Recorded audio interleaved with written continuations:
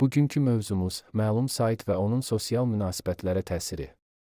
Məlum sayt insanın təkcə öz bədəninə və beyninə deyil, eyni zamanda cəmiyyətlə, ailə ilə və dost çevrəsi ilə olan münasibətlərinə də ciddi təsir edir. Bu vərdiş tədricən insanı həyatın içindən uzaqlaşdırır, reallıq hissini zəiflədir. İnsan artıq münasibətlərə deyil, virtual rahatlığa üstünlük verir. İlk növbədə bu vərdiş insanı tədricən sosial tənhalığa aparır.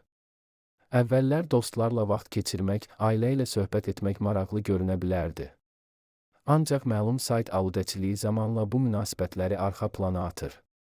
İnsan real ünsiyyətdə narahatlıq hiss edir və getdikcə öz içinə qapanır. Sosial bacarıqlar zəiflədikcə insanlar arasında özünü yad hiss etməyə başlayır. İkincisi, bu vərdiş insanın qarşı cinsə olan baxışını dəyişdirir. Real münasibətlərdə emosional bağ, hörmət və qarşılıqlı anlaşma vacibdir.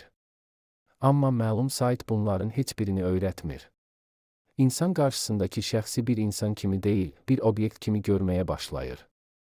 Bu isə dərin və mənalı münasibətlərin yaranmasına ciddi maneə olur. Üçüncüsü, münasibətdə olan biri üçün bu vərdiş ciddi problemlərə yol aça bilər. Qarşı tərəfə olan maraq azalır, yaxınlıq süni bir şəkildə kompensasiya olunur və nəticədə inam sarsılır.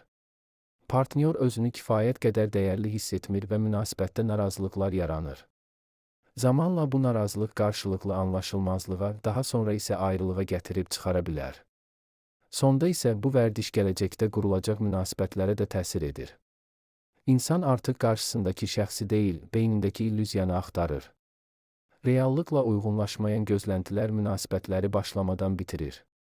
Nəticədə insan uzun müddət sevgi və bağlılıq hissindən uzaq qalır.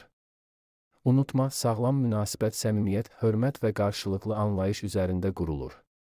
Məlum sayta yox deməklə sən təkcə özünü deyil, gələcək münasibətlərini də qoruyursan.